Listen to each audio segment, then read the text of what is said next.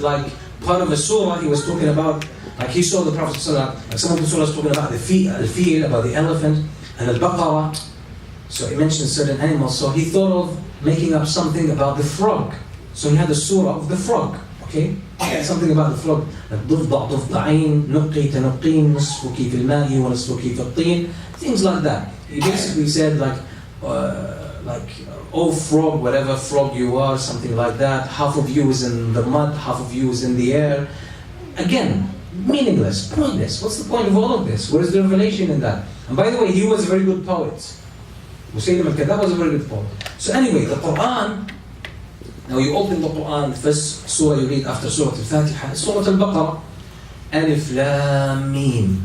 Now by the way, this is shocking to the Arabs, because the Arabs were unlettered. Basically, they did not read and write, most of them. Reading and writing among the Arabs was very rare. Like in the whole of Mecca, maybe there was 2 or 3 people who could read and write. Talking about thousands of people, 2 or 3 who could read and write. That's it. The rest of them could not read and write, but they were very eloquent. Very eloquent. So their language was mainly verbal. It was mainly verbal. It was oral, mainly oral transmission, all oral practice of the language. But so this is why when someone is unlettered, they don't know the letters. Like when they say what we call alif in Arabic, alif, which is equivalent to A in English, almost equivalent to A, right? The Arabs know it as the sound, that's what it is. But alif, you have to be educated to know the name of the letter. To know the name of the letter, like W. If someone has never been to school and they never learned the alphabet, like A, B, C, D, E, F, they just speak English. Okay? So they know to say want, right? W starts with W and it's like wa. It's that sound. But they don't know that it's called W, the name of the letter. Again, the Arabs did not know the names of these letters. So, especially Muhammad ﷺ was someone who could not read or write. Allah subhanahu wa ta'ala calls him An-Nabiyyul Ummi, the unlettered prophet. He comes to the Arabs with what? Alif, Lam, Mim. The names of the letters. So this was shocking because the Arabs did not speak in the names of the letters. They did not communicate that.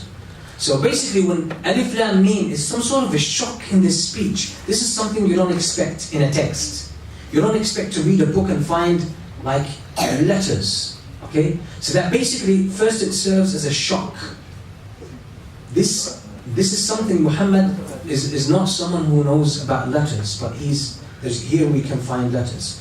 Number 2, another reason, and this is probably one of the strongest opinions here. What is the meaning of these letters at the beginning of every surah? The meaning here is, you Arabs claim to have mastered the Arabic language. You are at the apex of eloquence and beautiful speech, but, okay, this Quran is made in the same language that you speak, Arabic language, okay? It's in the same language that you guys speak. And it's made of the simple letters of the Arabic language, Alif, Lam, Mim. So it's not like magic. It's not like magic. This Quran is in Arabic. It's made of Arabic letters. You have mastered the Arabic language, produce something like it. Majority of the scholars, they say the exact meaning of these words, of these letters at the beginning of the surahs al-Baqarah and like many other surahs. You have, for example, Alif Lam Mim Ra. Some surahs start with Alif Lam Mim Ra. Some surahs start with Kaf Ha Ya Ayn Sad. All these letters, Kaf, Ha, Ya, Ayn, Sad. You have Alif Lam Mim Sad. You have Ha Mim. You have Ya Sin. 2 letters, Ya and Sin. So Yasin, by the way, is not the name of the Prophet. Okay? Yasin is not the name of the Prophet. So it's 2 letters. Ya and Sin. Ya, Sin. Yasin, 2 letters. Ta, Sin, Mim. Excellent. Ta, Sin, Mim. All these letters. Why does the Quran start with these? It's basically saying to the Arabs, look, this Quran is made of the same letters that you guys speak. Come up with something similar to it. But the strongest opinion we said is that what is the exact meaning? This is something only Allah subhanahu wa ta'ala knows. Exactly. We can we can improvise and come up with meanings. But there is one beautiful opinion, and it's extremely powerful. And this is about learning. This is about learning. Now I want to take you in a small detour. I'm going to take a digression, but we need to nail a point here in order to understand it very well. Let me just drink some water so I can speak well. Alhamdulillah. Okay. Who knows Surah Al-Kahf? Surah Al-Kahf, Surah of the Cave. It's a sunnah to recite it every Friday. It's good to learn it. It's good to learn Surah Al-Kahf and recite it every Friday. And by the way, it doesn't take, like if you know how to recite it well and you get used to it, it takes 10 minutes. If you know how to recite it well, like after a few times, it takes 10 minutes to read. It's good to do it on Friday. It's a very good sunnah. In Surah Al-Kahf there is a story. The story of Musa alayhi salam with the wise person, Al-Khadir. It's not Khidr. The correct way to pronounce it is Al-Khadir. His name is Al-Khadir, okay? And this story, there are so many profound lessons about it, and this helps us understand why the Quran starts with Alif Lam Mim. Why the Quran starts with Alif Lam Mim. It might be a bit of detour, but it's extremely important to understand this. The story is beautiful. Musa alayhi salam is giving, the Prophet says, قَامَ مُوسَى خَطِيبًا فِي قَوْمِهِ. Musa stood up and giving a khutbah, a speech to his people, who are Banu Israel. One person asks him, and he says, مَنْ أَعْلَمُ أَهْلِ الْأَرْضِ? Who is the person who has the most knowledge on this earth, who is alive today? Musa alayhi salam, he thought he doesn't know anyone who's more knowledgeable than himself. And he's a prophet, he's a messenger from Allah, so he says, I am the one who knows the most on this earth. Allah, the Prophet says, فَعَاتَبَ اللَّهُ مُوسَى. So Allah subhanahu wa ta'ala blamed Musa, reprimanded Musa. He should have said, Allah knows best. Allahu a'lam, I don't know. But instead of saying, I am the one who has the most knowledge. So Musa alayhi salam wanted to learn. He said, so Allah told him, there is a man who knows more than you do. Musa alayhi salam, being a prophet and a messenger, he wants to learn. He asks Allah to show him where that man is so he can go and learn from him. That's humility. That's a beautiful attitude.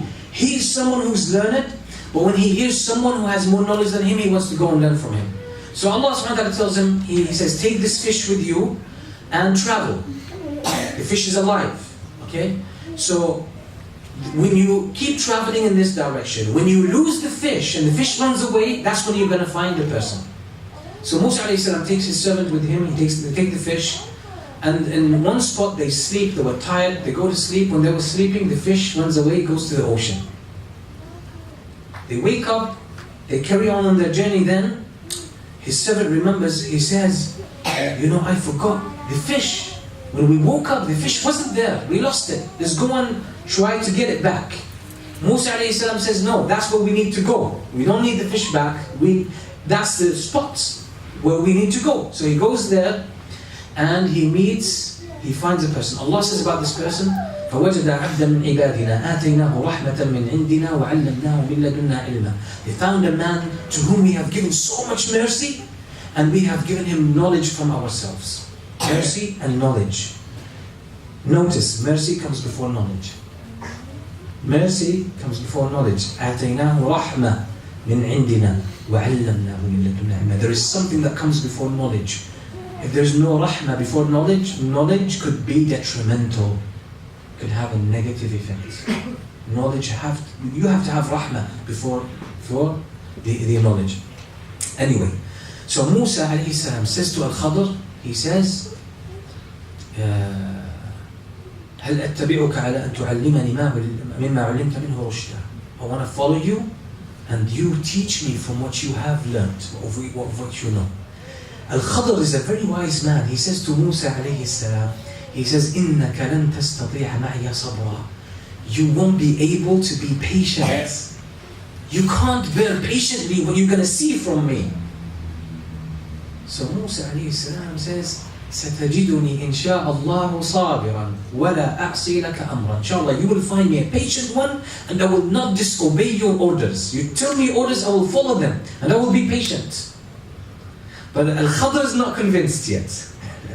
He still doesn't take that for granted. So what does he say to Yunus? He says, فَإِنِ اتَّبَعْتَنِي فَلَا تَسْأَلْنِي عَنْ شَيْءٍ حَتَّى أُحْدِثَ لَكَ مِنْهُ ذِكْرًا. He says, if you follow me, okay, don't ask me about anything until I explain it to you. He knows that Musa won't be able to be patient. He knows. He knows anyone won't be able to be patient when he sees some of the things that he's going to do. Right? So they go first.